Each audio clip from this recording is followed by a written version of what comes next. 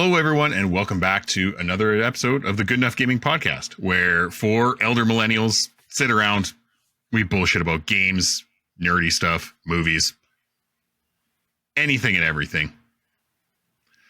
Before we start today's episode, though, I just wanted to take a sip.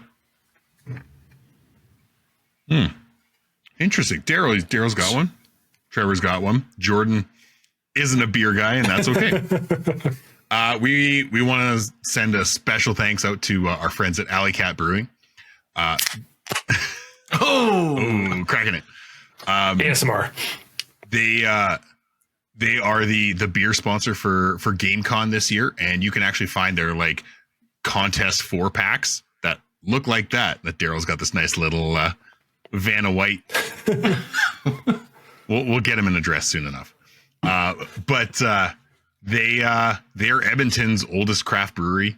They make good beer. If you've watched any of our previous episodes on YouTube, you'll notice that I'm a fucking beer snob. And I usually like to drink good beer. And this definitely qualifies. I mean, it's like a better, not shitty version of Bud Light Lime. I could easily like crush some of these on the deck. And it's tall. Yeah. And once the weather's nice, these would go down very easily. Very nice. Yeah. Thanks. So again, thank you, Alley Cat, for the awesome care package. We appreciate you. We look forward to having more beer at the con. And that's the Shoreline Lime Lager. I was really hoping pick up a pack. Pick it up. Yeah. I was really hoping they sent us a winning can, but maybe that's just too much. I've got a golden ticket. Exactly. What is it that what can you win again? Not only can you win tickets to GameCon, you can win a Switch. There's like $20,000 worth of actual giveaways. There's some legit prizes. Yeah. That's good stuff. Sometimes beer does pay off, guys. Yeah, beer pays. Right? At least the empties do. Dad bod approved. Yeah. Hey, it's not a dad bod, it's a father figure. Oh. All right, so we'll give me a second here and we'll get into our actual episode for the week. This week's episode is entitled Crawl Out Through the Fallout, baby. First off, we would like to take a second and thank our second sponsor for this episode, Jim's Limbs, the veteran's choice. Back to business. All right, you vault dwellers and surface people, get ready for a radiating critique of the newest video game franchise turned into a special TV series. We are, of course, talking about Fallout. Is this series COD's worth it to watch? Are we getting Siggy with it? Or is it time to McLean the slate and say goodbye to another piece of Chet rendition? I was wondering where you were going with that one. Of a beloved game series come to life. Find out today as we brave the elements and biohazardous opinions of others and make our own claim about Fallout. Now, as someone who has played the games like quite a bit, I actually have props. I'm not giving you props already, okay? No, it's too much. How dope is that? Lunchbox, I that's have sick. a whole ass Vault-Tec lunchbox. Back when this game first came out, I was in university and worked at a GameStop, and they had the special editions. And I still have some of the stuff in it. I don't think I have the Vault Boy anymore, or the Pip. Yeah, but there's some cool shit in here. Look at that. Making of Fallout 3. God, that's Throwback. So old. that is an old special edition. Oh, and there's some Marvel cards in there. I must have stashed them. Kyle's really carbon dated himself here. Nice. Hey, when I call... It's a time capsule, Yeah, exactly. but with people. Yeah. So, Vault-Tec, I'm really curious. I know Trevor's a big Fallout guy too. We played 3, we played New Vegas, we played 4. We skipped 76 because it's a piece of shit. I tried it when it came out on PS Extra. Yeah. At one point, it kind of like, they were like, hey, it's kind of fixed now. Gave it a shot. Wasn't for me. But yes, big Fallout guy over here. I did re-download 4 to jump into when I somehow have time. But I'm very curious. Daryl, Jordan, I know both Jordan, of you the were non-believer. skeptics, and you're both an episode or 2 in right now. What are your thoughts before Trevor and I like deep dive this shit? Well, I am trying to figure it out. I obviously will not get many of the references or whatever because I did not play the games, but that's not my style. Yeah, but like it's not my style of game, or like it wasn't at that time, anyways. So I didn't expect to be privy to the Easter eggs and things like that in this series. But I will say, like, first glance, I'm 2 episodes in. It's got a lot of action. It's got some good laughs. Like there's like some good character development. The ratings that this show got, I'm actually not surprised right now, because it seems like they're doing a good job of leading up and explaining kind of like how you got there without getting too in depth and making it fun. Yeah, and they've already actually renewed it for a 2nd season too, which is amazing. Well, when you get to the end, Kyle, you will be more excited. Yeah, Prime is pretty good about that, though. I feel like most shows, even if they're not great, at least get 2 seasons. They don't pull the Netflix fucking except for Rings of Power, where they cut everything after a season. But yeah, that's unfortunate. Rings of Power was so good. Rings of Power is mixed. So this is my big thing with like Fallout. Was they got all the rights, right? Rings of Power was its own. They were just like, look at how much money we're spending, but they didn't really have like half the rights to the Lord of the Rings stuff. Whereas in this one, it's just like, Bethesda just like handed them the keys. They're like, here you go, right? Like use whatever you want, make whatever references you want. And it shows, right? Like it is a unique story, but you can tell that they like did their homework. Well, I was just going to ask, like, do you think this is a service to the fans? Like, do you feel like the writers have played or learned enough? Like, absolutely. Yeah. It feels very faithful to the story and the vibe of Fallout as a whole. Even just with like some of the gruesomeness of it. And, I assume with our jukebox today, are we going to just throw Fallout at it? Because no, I assumed, I was like, I can't really do that. That's kind of cheating. But like, I'll save it for like 2 weeks from now. The soundtrack of the show is very consistent and hits it on the head with like the vibe of Fallout as a whole, and just the radio stations. It's, some people have compared it to like GTA in terms of quality radio stations. It's like background music that you actually just sort of like end up vibing and listening to as you're like running from your life, or for your life from running from your life. Yes. Wow. Preach, buddy, preach. Yeah. I've been innocent to consequences of my own actions. Exactly. They hit the nail on the head with that. I think it's episode 2.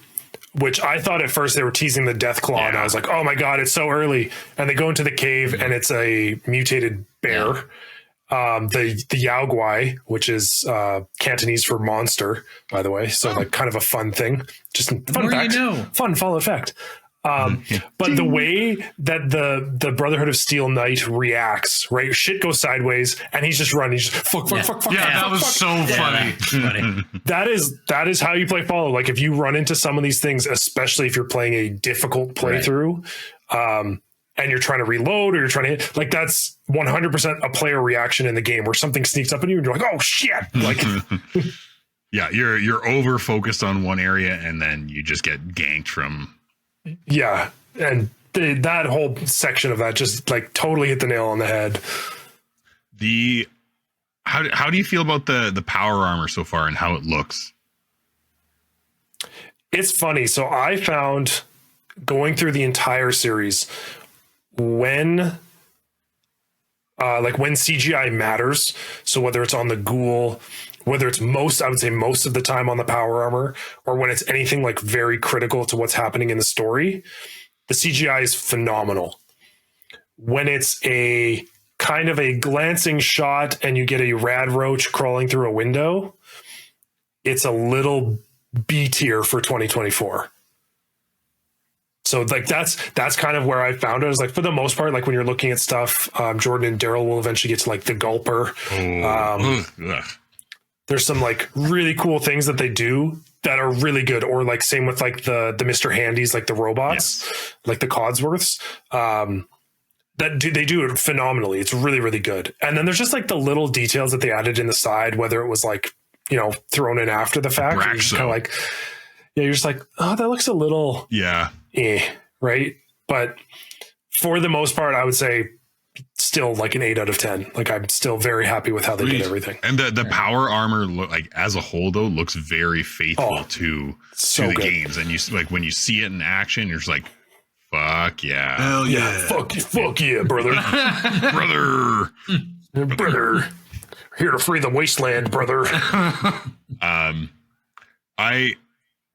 Do we get Jordan's thoughts, or do we just like track right over him? The excitement took a hold of you. That's fine. Yeah. All right, Jordan. Initial thoughts. As a Fallout skeptic. So I'm pretty critical about Fallout from the game perspective. It's less about the story and kind of the theme that Fallout carries, and more just from like a gameplay perspective. Like there's a lot about Fallout that just doesn't work for me. And I think, and I've said it before, but like Bethesda games as a whole, I think are janky and mostly broken.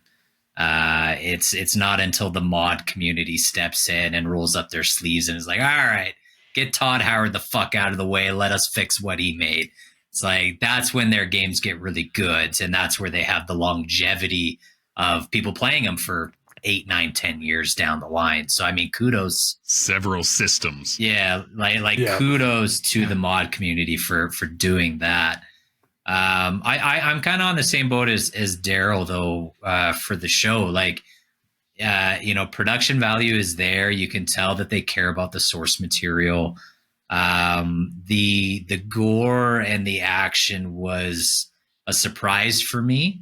Like, I know that the games are, they can be violent, but like seeing, chest cavities explode and, like brains splattering and stuff. Like, I didn't expect it to lean that hard into it. So I appreciated that from an action standpoint. I thought it makes things more visually exciting, and you're like, there's a lot more oh shit moments, instead of just watching like a standard gunfight or something like that. It's true. Someone gets brained. Yeah. Oh, man, just wait. Yeah. Holy shit! Like when the ghoul in the second episode, like when he finds the bounty, he's got the when he finds the bounty that he's looking for in town, and just shatters the dude's fucking ankle and foot to pieces. I was like, holy shit! Like I wasn't expecting it to escalate that quickly. So like, there's definitely some exciting stuff there. I have a follow-up question. What is the ghoul like overall? So we'll get into. I mean, spoilers. If you're listening to this episode, we're talking about Fallout the TV show. There's going to be spoilers. So ghouls, Daryl, there aren't very many in the show. Ghouls are irradiated people. Yeah. So there is a range of, throughout the games, there are several ghouls you meet who are like cohesive, like the ghoul. They're cohesive people that are, they're called, I can't remember, they've got all sorts of like derogatory terms, and the ghouls refer to people as smooth skins, which is hilarious. So like ghouls are like super resistant to radiation, all this stuff. But as they progress, there are levels where essentially they become zombies. Yeah, they become feral. Okay. Right. Like their brain turns to mush. They essentially become radiation zombies. So I won't spoil it for you. They kind of like, it's not like much of a spoiler, but like the guy from the beginning is the ghoul. Yes. Like he's a spaghetti Western actor, and then you guys will learn his story. There's a lot of flashbacks. But essentially he is now this guy who's gone through all of this shit because now he's a ghoul. He's essentially become sort of ageless through the process of just like pumping himself full of drugs. Oh, right. Okay. Yeah. Okay. Yeah. Yeah. So which is why when they dig him up, like essentially someone put him there to torture him. Yeah. To keep him alive, right? So they've got the drip bags above the grave. They're like keeping him alive, but like essentially in jail. Like he's in like a stasis jail underground.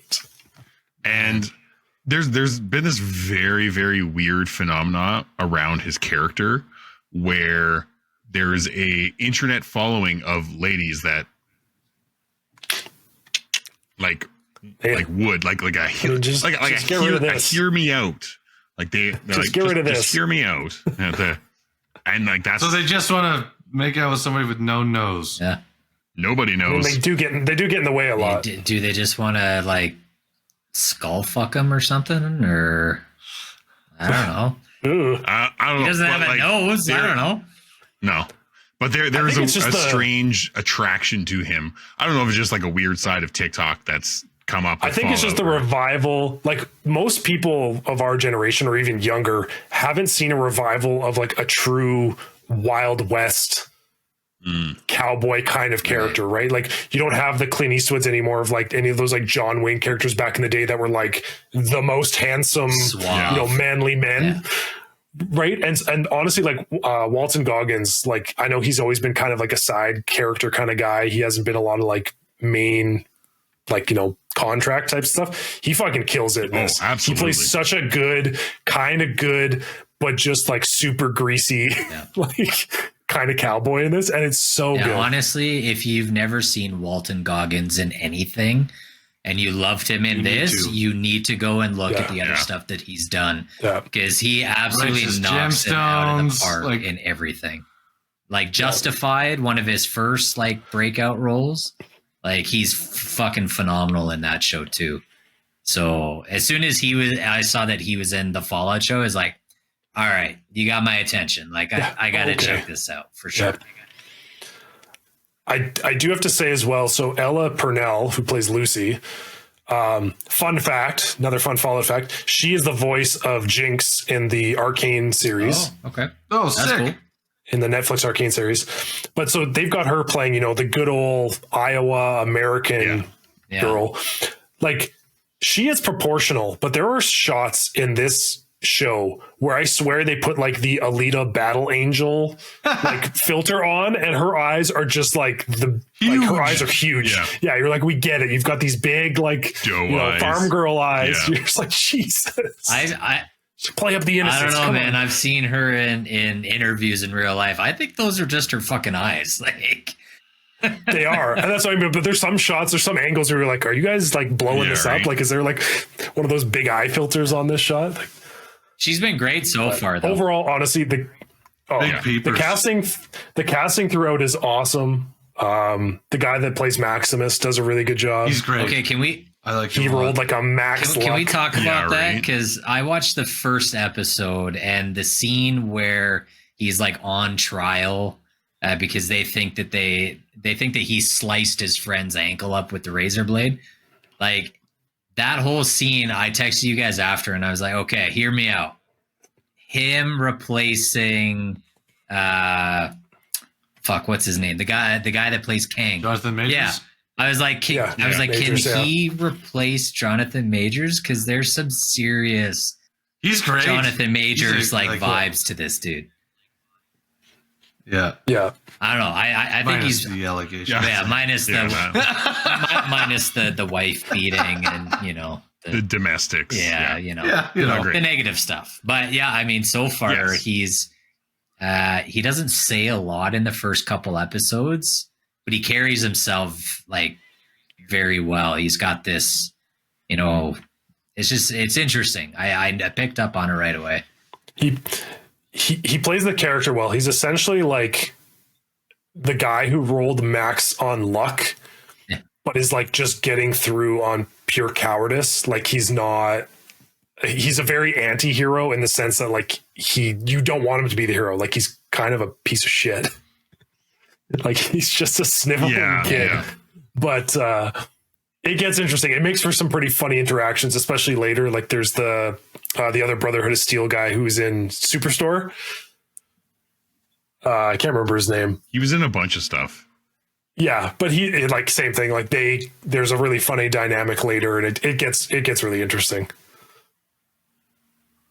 Other than the armor, like for the like Lord whatever Titus, yeah. Well, I thought that was great. I thought it looked wicked. Yeah, it's it definitely feels very true to the games as a whole, and the sheer amount of like fan service inclusion stuff is just like phenomenal.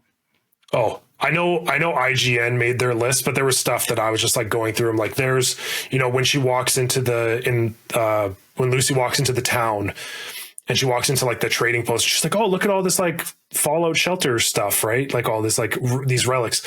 In one of the cabinets is a mini nuke. Oh, really? Which, I didn't see that. Yeah, if you look in the corner of one of the cabinets, just on one of the pan shots, I'm like, Carolyn, there's a fucking mini nuke in that cabinet, right? Like that's like there's a nuclear bomb. Oh my god, that you shoot. But there's a ton of stuff. If people haven't played a Fallout game, like start with 4.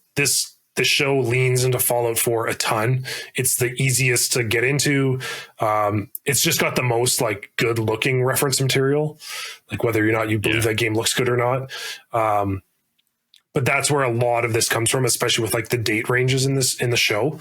And you can tell, like if you've played Fallout 4, there's so much stuff you're like, oh yeah, I recognize that. Like that's more from this series. A bit more like timeline related things. That was going to be my question. Is like, the show itself, does it follow like a game to a T, or like where would it fall kind of timeline wise to the series? I was curious about that. So it falls out towards the end of it all. So in theory, this show happens, I believe it's about 200 years after Fallout New Vegas. Oh wow, okay. Which is roughly, and like same, I think Fallout 4 is in that zone as well. Yeah. So it falls into that timeline. There's like one big question that like, if you're a huge timeline snob, there's stuff to do with the one surface town they go to that's been destroyed. And people are like, well, technically, according to New Vegas, like this town existed or like was destroyed before. I can't remember what the argument is there, but honestly, it doesn't affect anything. Okay. And I think they're honestly going to play it into the next season.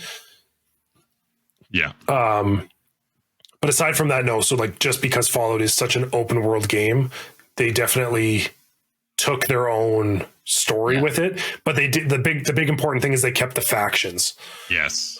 Which is probably the biggest part of any Fallout game, right? You've got 20 different factions trying to like take control and just be shitty to each other.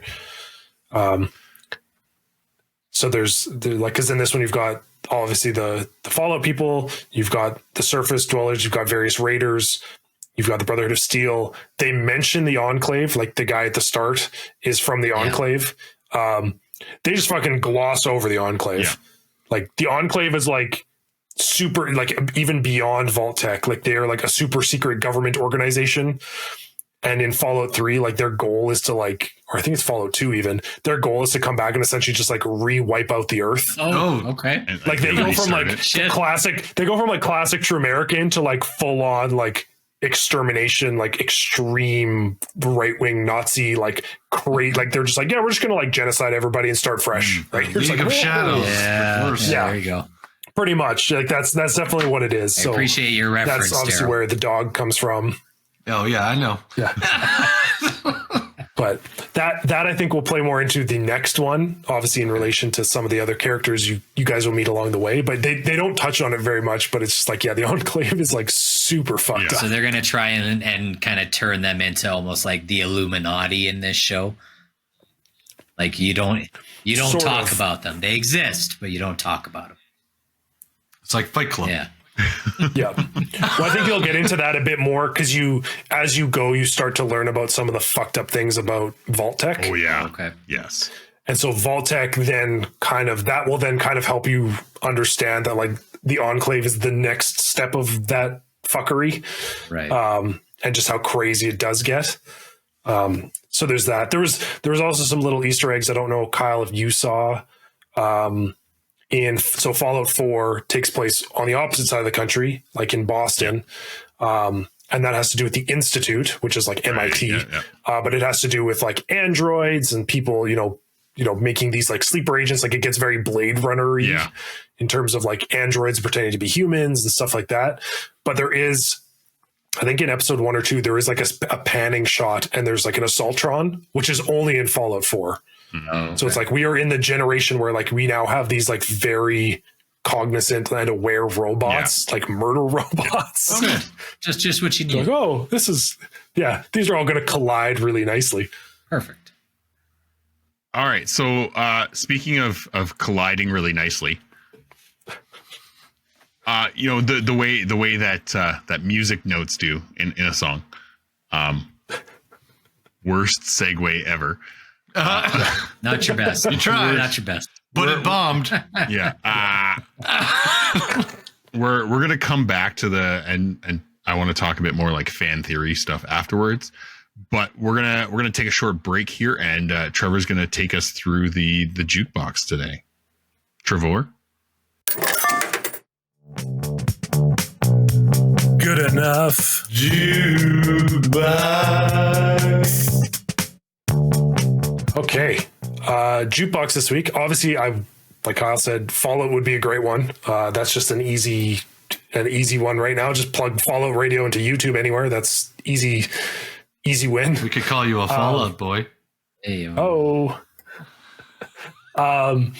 But the series I did want to talk about this week is the Trine series. So there's now 5 Trine games. There's one that just came out last. There's 5 Trine games. The most recent one just came out in 2023.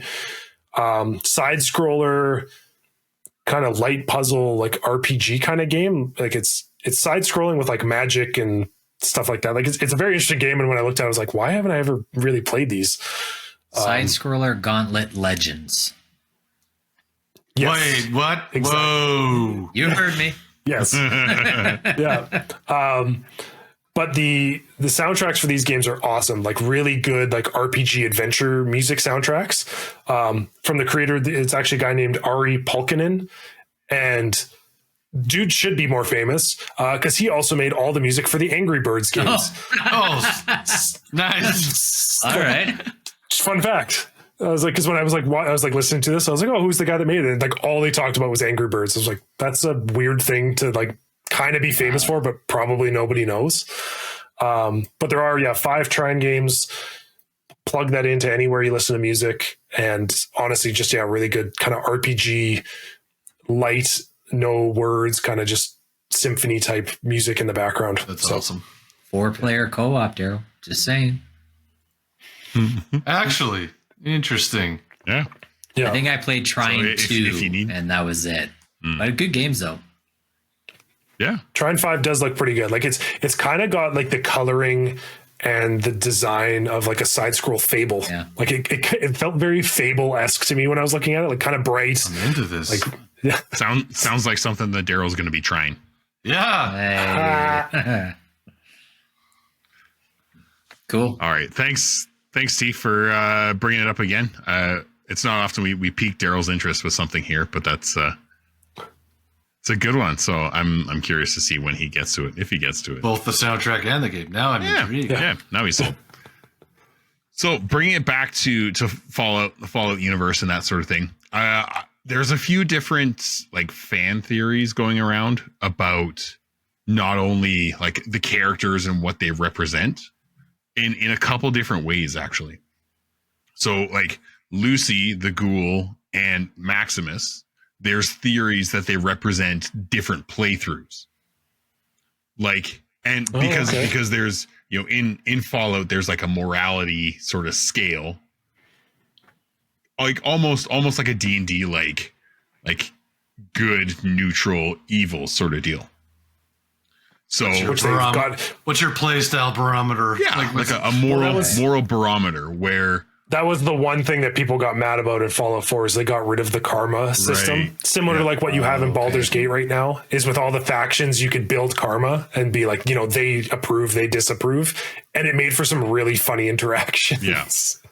Yeah. So in this one, Lucy is considered the good playthrough. Maximus is neutral and the ghoul is more evil. Interesting. That's fair. There's also theories that each of the characters represents one of the major modern games that's released. So like Fallout 3, 4, and New Vegas. Yeah, so Lucy's more of a Fallout 3 kind of character. For Liberty Prime. Yeah, so she's just a vault dweller that got out and is trying to figure it out in the world. Fallout 4 leans more heavily into like the power armor side of things. Right. So, Maximus fits there. And then New Vegas had a bit more of like a Wild West sort of vibe to it because it was in like the Nevada desert. So, the ghoul kind of fits into that too. So there's a lot of like subtle things that they're pushing, which I think actually makes it pretty interesting. Isn't New Vegas considered to be the best Fallout game? Like people have been asking for that to be remade for years, haven't they? Oh boy, that'd be so good. It is hard to replay. It's good, but like just graphically and like the pace of it, are just like like it can be a slog. It's also really tough. Like you can pretty much only like unless you have a physical, like you can't play it on like a PS5, right? Like it's a PS3 game. PC. So like to get it back, it's kind of hard. And so playing it on PC is great. Modding it on PC is a slightly more difficult. Whereas like Fallout 4 and like some of these new games now, like I can mod my Fallout 4 game on my PlayStation, right? Like they know that. Oh yeah, the mod store is on PlayStation now. Oh shit. Same with Xbox, I think. And because they know, right? People add so much stuff to these games. Like there's an edition of Fallout 3 and New Vegas. There's like a combo edition that someone has modded to make a seamless playthrough of those two games. Wow. Oh, sweet. Like it's cool. Crazy. And I think it was even one of the devs. Like it was one of the main devs. It's called like I can't remember his name. It's this whatever edition, and it's he was one of the main developers, and he went back and like modded the game to make it better and added, some of the more features that you would see. But stuff like that, right? Yeah. Like people love these games, and you just got to keep adding to them. But Fallout 4 with mods is great, even on like a console. Because that's always. So none of the characters. Oh, I was just gonna say, because that's always seems to be what rolls back to us on this podcast is the Final Fantasy VII remake of it all. Like should they take New Vegas and rebuild it from the ground up with new hardware, new engine, update it? So I would play the shit out of it. Or do you just leave it to the mod community to keep doing what they're doing? It's tough because even with the mods, they've never done anything like graphically that makes it like really nice. It kind of needs like that new overlay of like, even if you took it and rebuilt it in Fallout 4 kind of idea, like even though Fallout 4 isn't the best looking game, it still is much better than the previous ones. You kind of got to do that. Like you could just rebuild it that way. I'm not sure if you really want to like ground up rebuild it the same way Final Fantasy has, because I don't think you can take such a leap of like little QB pixels to something that's like so stunningly beautiful. Like it just doesn't have the same approach, because you're still going to have this kind of like first person or third person view. Like there's only so much you can really do with it that's going to like be mind blowing. But yeah, I would like to see it like up-resed for sure. Like a remake would be great.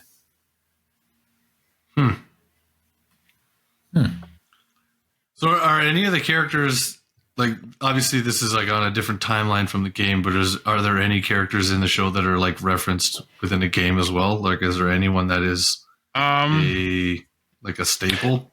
Or is it just like the types and the factions that are... The only people that you'll really get into later in the series are the people from the past. So they get into like some of these like super dark secret meetings, and you're going to get Mr. House, who is the owner of Robco. He plays a huge role in New Vegas. Oh, okay. And then there's the other, I can't remember the other companies, but like there are the people from those companies that essentially like find ways, like they kind of reappear in the games, like whether they've like, you know, cryogenically frozen themselves or found a way to like kind of last through time. Those would be the big ones. I can't think of any, but like the only other one is the dog. Like there's always a dog. Yeah. Dog meat is always in a game. Like when I was doing research, I was like, wait. Yep. They named a dog. Dog meat. Dog meat. Yep. Some good protein right there. Yeah, it's just like the best boy. Okay. Now, like vaults, like the 30 vaults, 31, 32, 33, you know, there, you know, something weird and shitty is going on. Have you guys looked into some of the other vaults and what they did with them? Now, they are great. For everyone listening that, you know, if you haven't done so, look into an extensive vault list of the vaults, the vault numbers, and what the experiments were inside. Yeah. So these are typically things that as part of the games, you would go into other vaults, yes. Right? And even through reading or whatever's happening, like you start finding out like all the vaults are different and they had experiments. And so there's the vault of Gary's. That's like the most famous vault where they just kept cloning a guy. And if you go into the vault and attack them, you just get attacked by a bunch of dudes yelling Gary at you. Oh God. I believe it's vault 69. It was one guy and like 99 women. It checks out. Nice. I can't remember what the other ones are, but there's a ton like I can't remember the vault number, but there was one vault where they had 20 men, 10 women, and one panther, I believe. What's the panther for? And a bunch of weapons. Weird stuff, right? Or there's just all sorts of weird vaults where there's like the vault where someone has to get sacrificed every year, or else something's going to happen. Right. But it's like a social experiment where like when they Finally don't sacrifice somebody, that's when the door opens. There's vaults. Yeah. There's vaults. There's like test vaults where like literally nothing happens. You know, like they're the control group of this experiment. There's vaults where the door doesn't quite seal properly, and but radiation that's on purpose seeps in to see what light radiation, like prolonged radiation exposure does to people. Jesus, just like really goofy shit. And some of them like you play, and then other ones you can read about in various ways. But that's half the fun of this game is just like, what stupid vaults did they think up? Because there's so many that still haven't been like decided as to what they were. Yeah, like thematically. So how many vaults are there? Like, do they ever say how many that were built? 118. Wow. Okay. Yeah. Yeah. I can't remember. I think they've only covered like 60 of them across the game so far. Yeah. And there's gaps. Okay. There's also a fan overlaid a vault map with a map of the United States. So you could see like where the vaults like lined up and that sort of thing. So all the vaults are in the US. Okay. Yes. Yes. The US thing. Okay. Yes. Has vault number 1 ever been like discovered or opened or? Nope. There's a vault 3, which was in New Vegas, and it was a control vault. Oh, okay. So be like number 1. I feel like is your control variable. Yeah.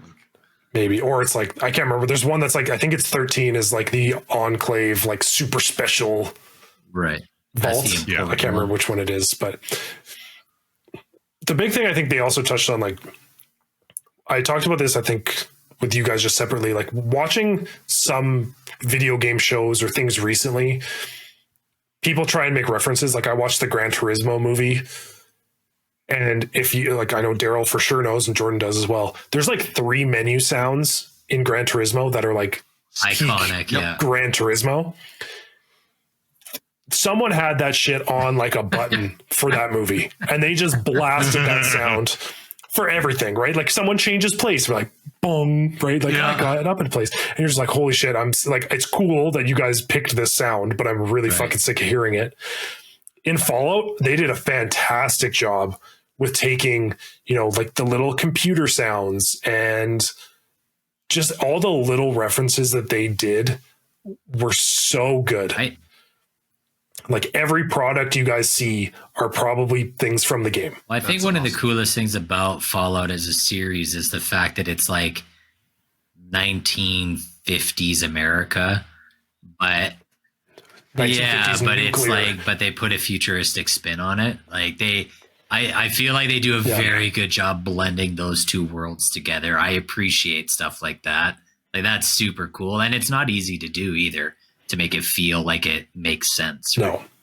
That's why I was so confused when it was like 200 years after the nuclear fallout. And I was like, why do the appliances look like they were made in the in the 50s? Like, what the hell is this? These like Pantone, like just this weird like retro futuristic world where they just turned to nuclear but kept all the aesthetic from like post-World War. Yeah. The other thing I think, Kyle, you'll notice, like Fallout being an open world game, there's a lot of scenarios where you just kind of like explore into random places. Oh yeah. But because they're a little bit older, a lot of the places are like very segmented. So there's the part where there's a part where they go to a grocery store, which is also in, I think, I can't remember if it's New Vegas or Fallout 3, but it's like very, very similar where you're like, okay, I'm going into this like weird place. Like, what is this scenario going to play out as? And I think they do a really good job of that as well in some of the episodes where they're like, okay, we're at this, you know, this odd place now. Like, what's going to happen? Yeah. We're like encountering the random dude who needs water. Yeah. The guy wearing that, the guy wearing the diaper in episode 2. Yes. Yeah. Right. Like just like this random ass dude who's just like, I'm about to die. Do you want my house? Like, do you want to spend a night together? Right. Just like these weird interactions. It's like, that's very Fallout, right? You're like encountering this person. It's like, do I need to shoot this person or are they good? Yeah. And then whatever chaos ensues. Yeah. It checks out. Yeah. That does add up. Now I'm almost done it. I have like 2 episodes left. Been slacking. Funny enough, when we talked last episode about people just, sucking and ruining shit for the purpose of content views and whatever. Like I know that New Vegas shows up. Like I saw the tower in a clip. I'm like, well, fuck. Spoilies. Like, cool. I'm not surprised anymore.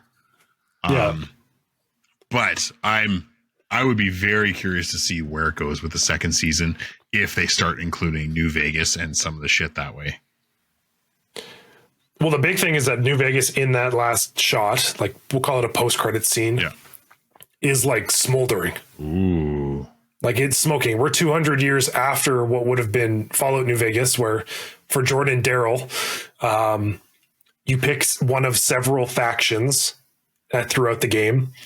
And there's a fight over essentially control of New Vegas, and with its power and everything, there's a fight at the Hoover Dam.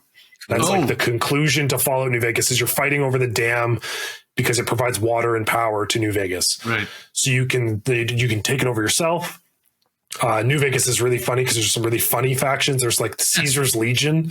So like think Caesar's Palace, but they went like full legion, like Roman, like slaves, sacrifices, like they're hardcore, like ancient Roman. Right. There's like the boomers who are essentially people from Fallout shelters who got out or like left their vault, but now have like developed like an air base. So they're just like bombers, but they're called the boomers.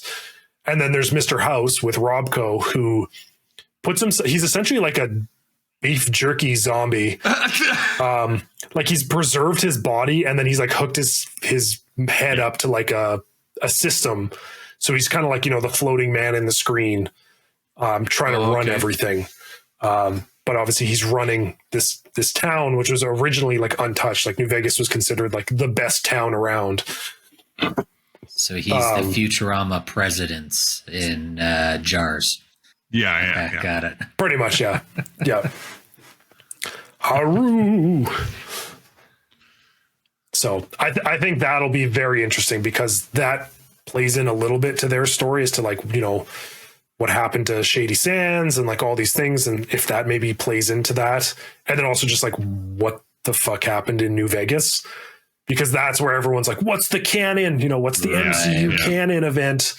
What led to this? Like, how did we? Because that's been a lot of everyone's questions. Like, because this game, like Kyle said, you can have multiple playthroughs, there's like multiple endings to most of the games.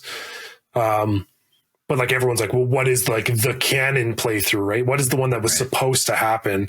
So how is that going to affect the show? Can we not just enjoy things for what they are, people? Does it all have to interconnect for fuck's sakes? Yes. It has to be perfect, damn it. Yeah.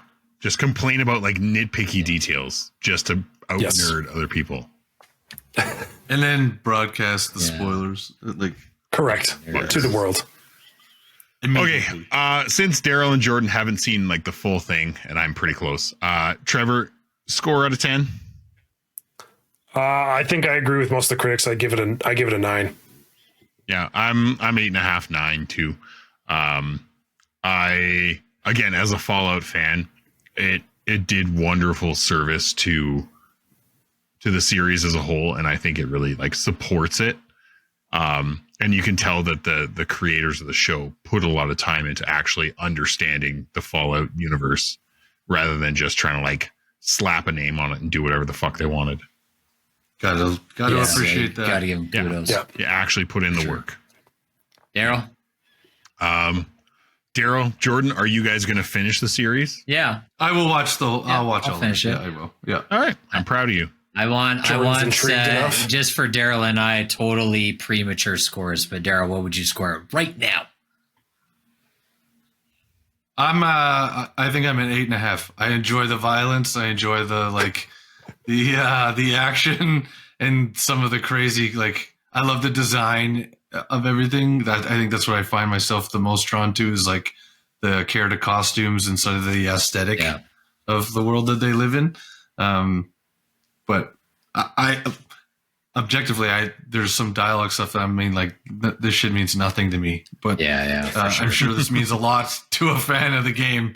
But that's kind of I think it's a good show. Like even if you've never played the game, I think people will enjoy this show. It's gotten a lot of interest from people that know nothing of the game. It's just another series that they jumped into, and now people are like deep diving into the lore. Fallout 4 sales have gone up 7,500% or something. Yeah. It's like it's the best-selling game right now on Steam. Yeah. People Jordan replaying the series. We need Jordan score. Yeah, it's probably like a 7.5 for me. A lot of my positives are like Daryl. The like the costume design and the music and the action and like the gruesomeness for me, like I said before, was a surprise. I wasn't expecting it to be that gruesome, which is pretty cool, honestly, that they make it work the way they do. Oh my god, the power armor head pop. Yeah, so like definitely cool. It's I was like, I came in very skeptical. Like to me, the Fallout games are like a 4. So like this boosts the franchise for me to a 7.5. So I think that's pretty positive. I mean, you downloaded Fallout 4 and we're playing. Well, I haven't booted it up yet, but I am gonna try it out because they did say that they gave it like a small next gen upgrade. So I was like, well, this might be the time to check it out.